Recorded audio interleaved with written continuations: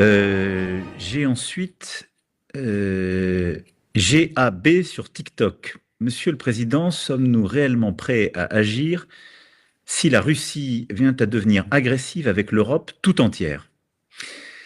Alors c'est une bonne question, c'est évidemment celle qui est derrière tout ce qu'on est en train de faire. Je vais vous dire, la Russie, elle est déjà agressive avec l'Europe tout entière. Ça a commencé, ça s'est intensifié. Et c'est ça ce que je vous disais.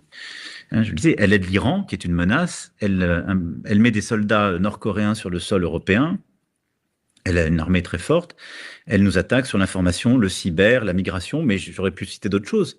C'est une menace dans le spatial, elle a eu des actions très agressives dans le spatial, elle nous déstabilise, elle attaque nos intérêts en Afrique, elle nous provoque, elle nous teste en mer comme dans les airs, et elle a cet effort de guerre que j'évoquais. Donc oui, elle est déjà en quelque sorte dans ce qu'on appelle une guerre hybride, c'est-à-dire qu'elle nous attaque, nous teste, nous conteste dans à peu près toute la gamme du jeu. Si elle devait monter, d'abord, nous Français, ne l'oubliez jamais, nous avons la dissuasion nucléaire. Et donc, ça repose sur vraiment les armes de la dissuasion, c'est-à-dire qu'on a des capacités autonomes. En tant que chef des armées, j'ai la responsabilité de celle-ci avec une doctrine qui est établie et je regarde les intérêts vitaux de notre pays. Et donc ça dissuade normalement les attaques de la part de pays qui seraient trop agressifs avec nos intérêts nationaux. Mais évidemment, la Russie peut tout à fait décider demain d'attaquer, d'être plus agressif, surtout s'il devait y avoir une mauvaise paix en Ukraine ou une défaite. Et à coup sûr, elle irait provoquer d'autres pays européens, membres de l'Union européenne ou pas. À ce moment-là, nous aurions à réagir. Alors oui, nous sommes prêts, c'est tout le sens de l'effort qu'on fait dans le cadre de l'OTAN. On a d'ailleurs des forces qui sont prépositionnées un peu partout.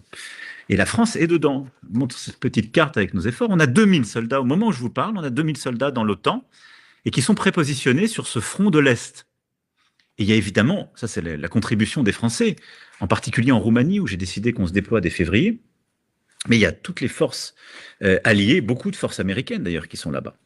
Et donc oui, nous sommes organisés pour riposter et tous ces pays et les Européens et les alliés sont forts. Et ils sont forts parce qu'on a monté la posture et parce qu'on a notre allié américain aussi, il faut le dire, qui représente à peu près un tiers de cet effort.